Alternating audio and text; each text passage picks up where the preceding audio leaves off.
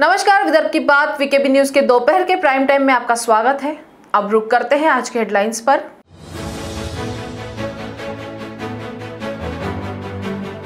Tragedy king film अभिनेता दिलीप कुमार का 98 साल की आयु में हुआ मुंबई में निधन। विदर्भ की बात और वीकेबी न्यूज की ओर से दिलीप साहब को श्रद्धांजलि।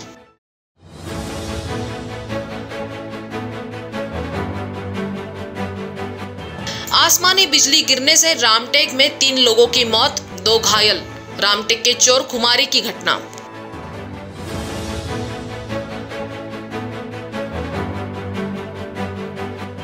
और ऑनलाइन के चक्कर में एक बच्ची भी हुई ब्लैकमेलिंग का शिकार। हुड़केश्वर पुलिस स्टेशन में मामला हुआ दर्ज।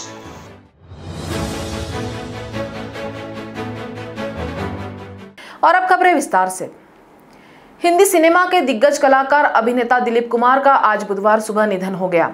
98 वर्षीय दिलीप कुमार काफी समय से बीमार चल रहे थे। उन्हें हाल ही में सांस लेने में परेशानी के चलते अस्पताल में भर्ती कराया गया था, जिसके बाद उनके निधन की खबर आई। दिलीप कुमार के ऑफिशियल ट्विटर हैंडल पर उनके निधन की जानकारी दी गई। उनका इलाज कर रहे पल्मोनोलॉजिस्ट डॉक्टर जलील पारकर ने भी ये खबर दी। देखिए, ये वक्त नहीं है कि उनको हमने ट्रीटमेंट क्या दिया। 98 की उम्र में हर इंसान को कुछ ना कुछ तकलीफ़ें होती हैं और उनका इलाज हमने जो किया है वो सही तरीके से किया है। उम्र का तकाजा था और उस वजह से आज सुबह 7:30 बजे डॉक्टर नितिन गोखले थे, सायरा जी थी और 7:30 बजे उनका देहांत हो चुका है। भगवान करे कि उनके आत्मा को शांति मिले।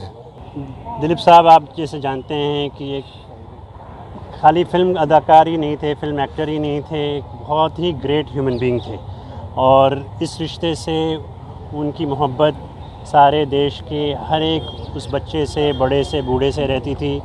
जिसको देश से प्रेम हो, जिसको फिल्म से प्रेम हो, आर्ट से प्रेम हो और इंसानियत कूट-कूट के उनमें भरी गई थी। इसी सिलसिले से कुछ ही देर में हम आप लोगों को इत्तला कर देंगे। शाम हमने ये सोचा है कि 5 बजे बैरियल उनका जुहू कब्रिस्तान में जो सांता क्रूज पे है वहाँ पर होगा। दिलीप कुमार के निधन के साथ ही हिंदी सिनेमा जगत के एक युग का अंत हो गया है। देश के प्रधानमंत्री नरेंद्र मोदी, कांग्रेस नेता राहुल गांधी, कई राज्यों के मुख्यमंत्री, बॉलीवुड के दिग्गजों ने दिलीप कुमार के निधन पर शोक व्यक्त किया है और इस दिग्गज को अंतिम सलाम किया। दिलीप कुमार हिंदुजा अस्पताल में भर्ती थे। दिलीप कुमार की सेहत बिगड़ने के बाद उनकी पत्नी सायरा बानो सोशल मीडिया के जरिए लगातार अपडेट दे रही थी। दिलीप कुमार को बीती 6 जून को अस्पताल में भर्ती करवाया गया था। उन्हें सांस लेने में दिक्कत थी। रिपोर्ट्स थी कि उनके लंग्स में फ्लूइड इकट्ठा था, जिसके ट्रीटमेंट के बाद उन्हें डिस्चार्ज कर दिया गया था। इसके बाद 29 जून को कुछ दिक्कत महसूस होने पर उन्हें फिर से अस्पताल में एडमिट करवाना पड़ा। उनके ट्विटर अकाउंट पर हेल्थ अपडेट दिया जा रहा था, जिसमें हालत में सुधार बताया गया था। वहीं सायरा बानो ने भी मीडिया से कहा था कि उन्हें जल्द घर ले जाएंगी, लेकिन इस बार फैंस और करीबियों की लाख दुआओं के बाद भी दिलीप साहब इस दुनिया को अलविदा कहकर चले गए।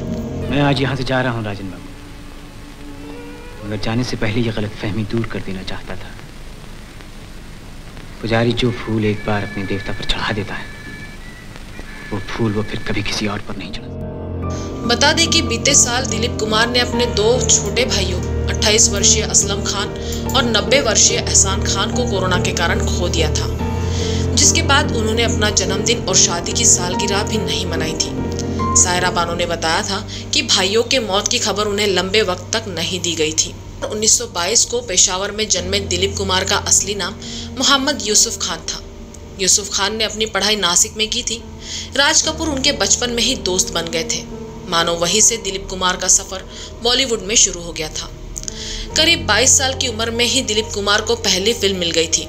1944 में उन्होंने फिल्म ज्वार भाटा में काम किया था, लेकिन उनकी इस फिल्म की अधिक चर्चा नहीं हो पाई थी।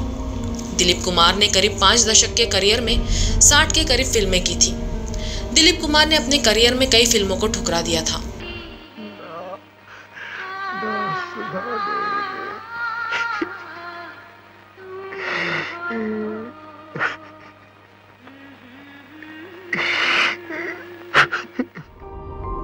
दिलीप दिलीप कुमार का मानना था कि फिल्में कम हो लेकिन बेहतर हो, लेकिन दिलीप कुमार को मलाल भी रहा था कि वो प्यासा दीवार में काम नहीं कर पाए थे। दिलीप कुमार ने साल 1966 में सायरा बानो से शादी की थी, जो खुद भी एक अभिनेत्री थी। जब दोनों की शादी हुई तब सायरा बानो दिलीप कुमार से 22 साल छोटी थी। दिलीप कुमार ने पहले आसमा साहिबा से भी शादी की थी। हालांकि ये शादी सिर्फ 1983 तक ही चली थी, लेकिन सायरा बानो के साथ दिलीप कुमार का साथ अंतिम सांस तक बना रहा। से शुरुआत करने वाले दिलीप कुमार की यादगार फिल्मों में शहीद, मेला, नदिया के पार, बाबुल, फुटपाथ, देवदास, नया दौर, मुगले आजम, गंगा जमुना, राम और शाम, कर्मा रही। दिलीप कुमार की आखिरी फिल्म किला थी, जो 1998 में आई थी। Which concerns a family feud. I think the rest of the story will be told to you by Umesh, who is the director. And you introduced now. He is the leading man. Okay, I'm Mukul Dev. I'm trying. Dilip Kumar को भारत सरकार द्वारा कई award से नवाजा गया था। दिलीप कुमार को Padma Vibhushan, Dada Saheb Phalke award, Padma Bhushan से भी नवाजा गया था। दिलीप कुमार 2000 से 2006 तक राज्यसभा सांसद भी रहे। पाकिस्तान ने भी दिलीप कुमार को अपने सर्वोच्च नागरिक अवार्ड से नवाजा था। आज भारतीय सिनेमा जगत और हम सभी को इस महान कलाकार को अंतिम अलविदा कहने का समय आ गया है। विदर्भ की बात वीकेबी न्यूज परिवार की ओर से हम भावपूर्ण श्रद्धांजलि अर्पित करते हैं। कड़कड़ाती आसमानी बिजली की चपेट में आने से पुलिस पाटिल सहित 3 लोगों की मौत हो गई। ये हादसा मंगलवार की दोपहर 3 बजे रामटेक तहसील के चोरखुमारी में हुआ। मृतकों में योगेश अशोक कोकण, मधुकर सावजी पंधराम, दिलीप मंगल लांजेवार के नाम बताए जा रहे हैं। रामटेक तहसील के चोरखुमारे में हुई घटना में पाटिल योगेश कोकण ट्रैक्टर लेकर खेत में काम कर रहे थे, जबकि दिलीप लांजेवार खेत में मधुकर पंधराम और उनका नाती निहाल समीप ही मवेशी चरा रहे थे। मंगलवार दोपहर में बारिश शुरू हो गई और इससे बचने के लिए उक्त सभी लोग सरोते के खेत में बनी झोपड़ी में आ गए। तभी जोरदार आवाज के साथ झोपड़ी पर गाज गिर पड़ी। गंभीर रूप से झुलसने के कारण योगेश कोकण, मधुकर पंधराम और दिलीप लांजेवार की मौके पर ही मौत हो गई। जानकारी मिलते ही ग्रामवासी घटनास्थल की ओर दौड़े। देवलापार पुलिस का दल भी पहुंच गया। जख्मी हरि सिंह सरोते और नेहाल कुमरे को रामटेक के उपजिला अस्पताल में भर्ती कराया गया। इस घटना से चोरखुमारी ग्राम में शोक की लहर छा गई है। ऑनलाइन गेमिंग के चक्कर में अब तक बच्चे फंस चुके हैं। हाल ही में ही एक बच्ची भी ब्लैकमेलर के जाल में फंस गई। मारने की धमकी देकर आरोपी ने उससे अश्लील वीडियो हासिल कर लिया। 12 वर्षीय पीड़ित बच्ची के वीडियो का ये मामला हुड़केश्वर पुलिस थाने के अंतर्गत सामने आया है। 7वीं कक्षा में पढ़ने वाली बच्ची को परिजनों ने ऑनलाइन क्लासेस के लिए मोबाइल फ़ोन दिया था। पढ़ाई के अलावा वह मोबाइल पर गेम खेलने लगी। फ्री फायर गेम खेलने की लत लग गई। इस गेम को टीम बनाकर खेला जाता है। शहजाद नामक आरोपी के साथ गेम खेलते समय दोनों की चैटिंग शुरू हुई। शहजाद ने उससे रुपए मांगे। पैसे देने से इनकार करने पर आरोपी ने उसे अपना एक अश्लील वीडियो बनाकर भेजने को कहा। वीडियो नहीं भेजने पर उसे और परिवार वालों को जान से मारने की धमकी दी। बच्ची डर गई और अपना एक वीडियो उसे भेज दिया। इसके बाद आरोपी ने उसे वीडियो वायरल करने की धमकी दी और पैसों की मांग करने लगा। माता पिता बच्चों को हुड़केश्वर पुलिस थाने ले गए और शिकायत दर्ज करवाई। API VK. पारधी ने विविध धाराओं के तहत मामला दर्ज कर जांच आरंभ की है। सोमवार को नागपुर के जरीपटका परिसर के अवनी ज्वेलर्स में हुई डकैती मामले में 2 आरोपियों को कटनी से गिरफ्तार कर लिया गया है, जबकि 2 आरोपी भागने में कामयाब हो गए हैं। ऐसी जानकारी नागपुर शहर पुलिस आयुक्त अमितेश कुमार ने दी है, जिनसे डकैती किया गया माल बरामद किए जाने की जानकारी पुलिस आयुक्त ने दी है। शहर के जरीपटका परिसर में दिन दहाड़े हुई डकैती का पर्दाफाश नागपुर पुलिस ने 24 घंटे के भीतर कर लिया है। मंगलवार को नागपुर पुलिस आयुक्त अमितेश कुमार ने प्रेस कॉन्फ्रेंस में जानकारी दी। गौरतलब है कि दिन दहाड़े हुई सोमवार को डकैती से पुलिस प्रशासन की कार्यप्रणाली पर सवाल खड़े हो गए थे, जिसे देखते हुए मध्य प्रदेश पुलिस की सहायता लेते हुए नागपुर पुलिस ने कटनी और जबलपुर के बीच इन आरोपियों को प्रेम लॉज में ट्रैप किया और पीछा करके धर दबोचने की जानकारी दी। कल जरीपटका में दोपहर में 2:30 बजे के आसपास एक रॉबरी की घटना हुई थी, जिसमें 4 लोग आए थे और ज्वेलरी शॉप से ज्वेलरी और कैश लेके गए थे। इमीडिएटली नागपुर सिटी पुलिस की टीम, जोन 5 की टीम, क्राइम ब्रांच की टीम इमीडिएटली इन्वेस्टिगेशन पे लगे थे और अंदाजन 82 जगह की सीसीटीवी फुटेजेस, 400 आवर्स के ज़्यादा ड्यूरेशन के फुटेजेस ये अगले 3 से 4 घंटे में तपासे गए थे। और उसके बाद ऐसा जो अलग अलग स्टेट बॉर्डर रोड्स हैं उस तरफ अलग अलग टीम्स को प्री पोजीशन किए गए थे।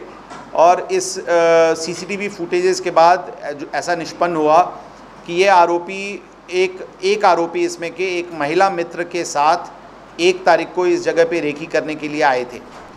और वो मध्य प्रदेश के बॉर्डर पॉइंट्स, टोल नाका पॉइंट्स पे उनकी सीसीटीवी फुटेजेस दिखी थी। तो ये मध्य प्रदेश की तरफ गए हैं, ऐसा निष्पन्न शाम को करीब 7 साढ़े 7 के आसपास तक हुआ था। ये जो रेकी करने आए थे इनको जब फॉलो किया गया तो ये एक एटीएम में जाकर कुछ पैसा विड्रॉल किए, ऐसा सीसीटीवी फुटेज पे जानकारी मिली। उसके बाद उस एटीएम से डिटेल्स और बैंक से बाकी डिटेल्स रात को काफ़ी लेट तक वो डिटेल्स बैंक से प्राप्त हुए। और उससे ये निष्पन्न हुआ कि ये आरोपी फ़िलहाल टेक्निकल इंटेलिजेंस के मदद से ये निष्पन्न हुआ कि वो जबलपुर और कटनी के बीच में, कटनी से 40 किलोमीटर पहले और जबलपुर से आगे ये एक लॉज में, प्रेम लॉज में रुके हुए हैं, ऐसा निष्पन्न हुआ। हमारी टीम जो शिवनी में थी उसको उस स्पॉट पे पहुंचने में मिनिमम 6 घंटे के समय लगने वाला था। उतना समय बर्बाद करना उपयुक्त नहीं था क्योंकि हमें शंका थी कि ये लोग उत्तर प्रदेश के दिशा में जा रहे हैं। हमने इमीडिएटली और हमारे ऑफिसर्स ने, जो भी हमारे बैचमेट्स और फ्रेंड्स मध्य प्रदेश पुलिस में हैं, उनसे मदद ली गई। और रात को जबलपुर और कटनी पुलिस की जॉइंट टीम ने ऑपरेशन की और आरोपी ये प्रेम लॉज से निकल के जा रहे थे। वहाँ पे मोटरसाइकिल ने चेज़ उनको शुरू किया। एक मोटरसाइकिल ने कटनी पुलिस की मोटरसाइकिल के गाड़ी से धड़क लगी उनको और 2 लोग गिरे। वहाँ एक आरोपी का पैर फ्रैक्चर हुआ है, दूसरे को कुछ इंजरीज़ हैं। उन लोगों को ताबे में लिया गया है। दूसरी मोटरसाइकिल को दूसरी टीम करीब 20 किलोमीटर तक चेज़ करी, लेकिन वो आगे मोटरसाइकिल छोड़ के वो जंगल में चले गए। उनकी सर्च ऑपरेशन अभी भी शुरू है। जो अरेस्ट आरोपी हैं उनके पास से कुछ कैश, एक रिवॉल्वर, कुछ लाइव राउंड्स और कुछ सिल्वर और कुछ छोटे अमाउंट के गोल्ड ज्वेलरी रिकवर किए गए हैं।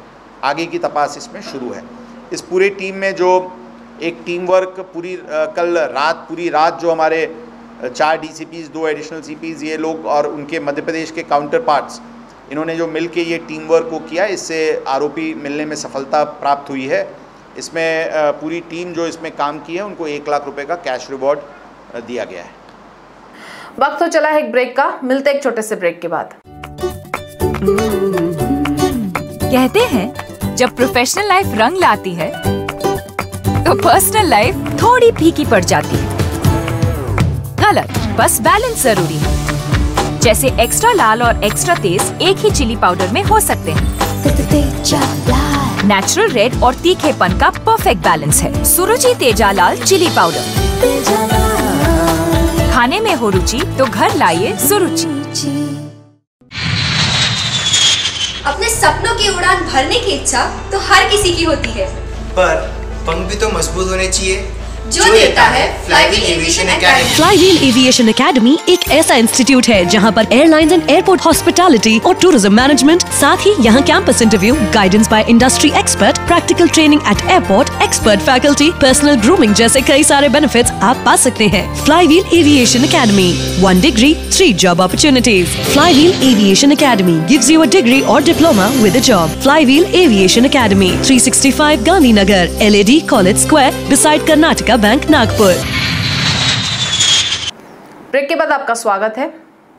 नागपुर विद्यापीठ के कुल सचिव पद पर मौजूद वित्त व लेखा अधिकारी राजू हिप्से की नियुक्ति की गई। यह पद 5 वर्षों के लिए होगा। इस नियुक्ति के साथ पिछले दिनों से अधिकारियों के बीच चले आ रहे आपसी संघर्ष पर भी विराम लग गया। नागपुर विद्यापीठ में पिछले 6 महीने से भी अधिक समय से उक्त पद प्रभारी अधिकारी अनिल हिरेखन को सौंपा गया था, लेकिन उनकी प्रतिनियुक्ति को लेकर विवाद की स्थिति बनी हुई थी। पद के लिए कुल 37 उम्मीदवारों ने आवेदन किया था। चयन समिति के समक्ष 2 दिन तक साक्षात्कार लिए गए। इनमें राजू हिप्से के नाम पर मुहर लगी। हिप्से अब तक वित्त व लेखा अधिकारी के पद पर कार्यरत थे। प्रशासकीय दृष्टि से यह महत्वपूर्ण माना जाता है। भूत बाधा दूर करने के नाम पर तांत्रिक की मदद से पत्नी को यातनाएं देकर यौन शोषण किए जाने के मामले में यशोधरा नगर पुलिस ने पति और पूर्व सैनिक से तांत्रिक बने मनीष वंजारी को गिरफ्तार किया है। 1.5 साल बाद ये मामला सामने आया है। पीड़ित महिला के पति की हार्डवेयर की दुकान है। वह काफी समय से परिजनों की मदद से पत्नी को यातनाएं देता है। वंजारी सेना से निवृत्त होने के बाद पीएनबी में सुरक्षा कर्मी है। वह नरसाला में तांत्रिक के तौर पर चर्चित है। दिसंबर 2019 में पति तांत्रिक वंजारी के संपर्क में आया और वो अपनी पत्नी को वंजारी के पास ले जाने लगा। वह कथित तांत्रिक विधि करने के पहले वंजारी पीड़िता को भभूत देता था, जिसका सेवन करने के बाद पीड़िता को बेहोशी छाने लगती थी। अचेत अवस्था में जाने के बाद वंजारी पीड़िता से पति के सामने ही आपत्तिजनक बर्ताव करता था। सर, हा जो प्रकार आहे म्हणजे 14 वर्ष झाले आहे लग्नाला, तेव्हा यांचा शारीरिक आणि मानसिक त्रास चालूच होता आणि हे नेहमी माझ्या घरचे लोक जे आहे, माझी सासू, माझा नवरा, हे नेहमी अंधश्रद्धेवर विश्वास करत होते आणि हे नेहमी आम्हाला म्हणजे मोगाव देवी म्हणून एक स्थान आहे भंडाऱ्याला, तिथे न्यायचे आणि तिथे ते अंगारा वगैरे द्यायचे, ते चारायचे। मुलगा झाला पाहिजे यासाठी पण ते मला पेढे द्यायचे, माझ्या पोटाला हार बांधून मला रात्रभर झोपायला लावलं होतं आणि मुलगा झाला तेव्हा पण यांनी खूप, मुलगी झाली पहिली मला 2008 मध्ये, तेव्हा यांनी खूप तमाशा केला होता की मुलगी नाही हवी बा म्हणून आणि तेव्हा मुलीला स्वीकारण्यास पण मनाई केली। त्यानंतर मग हे 13 वर्षापर्यंत हे इतकंच होतं, म्हणजे मानसिक आणि शारीरिक त्रास देणं, नंदा वगैरे येऊन मला खूप म्हणजे प्रताडित करायच्या, नेहमी आईवडिलावरून अण्णावरून नेहमी मला बोलायच्या, तू अशीच आहे, आम्हाला चांगली उंच आणि चांगली अशी सळपातळ अशी हे पाहिजे होती, सुंदर पाहिजे होती मला भावजं, अशा माझ्या नंदा म्हणायच्या आणि नेहमी अण्णावरून आणि माहेरच्यावरून मला नेहमी बोलत होतं। पण ते म्हणजे नेहमी 1 लाख 1.5 लाख असे मागायचे। पण यावेळेस त्यांनी आम्हाला 3 लाखाची मागणी केली माझ्या आईला, आता मागच्या वर्षी 2018 मध्ये। तर माझ्या आईकडे म्हणजे पैसे नव्हते माझ्या आईकडे, तर मग यांनी माझ्या आईने 9 तोळे सोनं माझ्या पतीला दिलं बँकेत गिरवी ठेवायसाठी। तर ते त्यांनी गिरवी ठेवलं आणि आता त्यांची आई वगैरे आणि ते पण म्हणतात आणि हा तांत्रिक सांगत आहे त्यांना की त्यांचं सोनं द्यायचं नाही। तांत्रिक वंजारी के कहने पर पति भी पीड़िता को यातनाएं देने लगा। उसने पत्नी को अपने मायके से 9 तोले सोने के गहने लाने को कहा। पीड़िता को सदमे में देखकर उसकी विधवा माँ को संदेह हुआ। माँ ने जब पीड़िता को भरोसे में लिया तो उसने आप बीती बताई। इसके बाद परिजनों ने पति को जमकर फटकार लगाई। जीजाजी जो थे, इनके जीजाजी को मेरा नंबर किसी ने दिया था, तो उनके जीजाजी को मुझे कॉल आया था। ये 15 दिन से पुलिस स्टेशन में आके आना जाना इनका चालू था, मगर तकरार अभी तक हुई नहीं थी। मगर परसों के दिन मुझे कॉल आया कि मैडम अभी तक तकरार नहीं हुई, तो मैं उनको मिलने के लिए जाने वाली थी। तो वैसे मैंने एक पुलिस स्टेशन में थोड़ी जानकारी निकाली, तो उसमें मुझे पता चला कि दाखिल नहीं हुआ। तो मैंने इसको लड़की को बोली कि पीड़ित जो बच्ची है उसको बोली कि बेटा मैं मिलती हूँ। तो वो पुलिस स्टेशन में आई, एफआईआर दर्ज पीछे लेने के लिए बोली थी उसने, मगर उनको पता चल गया था कि ये हंगामा होगा करके उन्होंने एफआईआर दर्ज कर लिए। फिर बाद में कल ही दर्ज किए हैं, मगर और उसके बाद में लड़की को उसने अपनी भूल कबूल करते हुए यातनाएं नहीं देने का वादा किया था, लेकिन कुछ दिन बाद वह फिर से पत्नी को परेशान करने लगा। इसके बाद पीड़िता ने सामाजिक कार्यकर्ता सुनीता ठाकरे की मदद से शिकायत दर्ज कराई। पुलिस ने प्रकरण की जांच की, जिसके आधार पर आज पति और तांत्रिक मनीष वंजारी को गिरफ्तार कर मारपीट, प्रताड़ना, अप्राकृतिक कृत्य तथा जादू टोना कानून के तहत मामला दर्ज किया गया है। महाराष्ट्र विधानमंडल के मानसून सत्र के अंतिम दिन कांग्रेस के विधायक नाना पटोले ने खुद की फोन टैपिंग का मुद्दा उजागर किया। विधानसभा में नाना पटोले ने कहा कि 2016 और 17 की सरकार ने उस समय फोन टैप किया था, जिसकी जांच कर कड़ी कार्रवाई करने की मांग नाना पटोले ने की है। फोन टॅपिंगचा इश्यू आम्ही उपस्थित केला। राज्य सरकारने त्याच्यामध्ये सांगितलं की या सगळ्या प्रकरणाची आम्ही चौकशी करून येत्या अधिवेशनामध्ये या पद्धतीचं अनाधिकृत जो लोकशाहीला गळा घोटणारी व्यवस्था 2016-17च्या सरकारमध्ये केलेला आहे, त्या सरकारचाही पर्दाफाश आम्ही करू, अशा पद्धतीचं आश्वासन आज विधानसभेमध्ये सरकारने आम्हाला दिलेलं आहे। म्हणून सरकारचं अभिनंदन करतो। महाराष्ट्रामध्ये खऱ्या अर्थानं ज्या पद्धतीनं मागच्या सरकारने व्यक्ती स्वातंत्र्य लोकांचा भरवून घेण्याचा जो प्रयत्न केला, लोकांच्या व्यक्तिगत जीवनात जाऊन त्याला ब्लॅकमेलिंग करण्याचा जो प्रयत्न केला, त्या प्रश्नाचं उत्तर देत असताना या सरकारने जी भूमिका मांडली त्याच्याबद्दल पुन्हा सरकारचं अभिनंदन करतो. आणि या पद्धतीच्या दबाव तंत्राचं राजकारण करून त्या पद्धतीनं बीजेपीनं या राज्यामध्ये देशामध्ये राजकारण करत आहे, त्याचाही निषेध महाराष्ट्राच्या विधानसभेत आम्ही केलेला आहे. तो दोपहर के प्राइम टाइम में अभी इतना ही. आपसे फिर मुलाकात होगी. तब तक बने रहिए वीकेबी न्यूज के साथ. नमस्कार.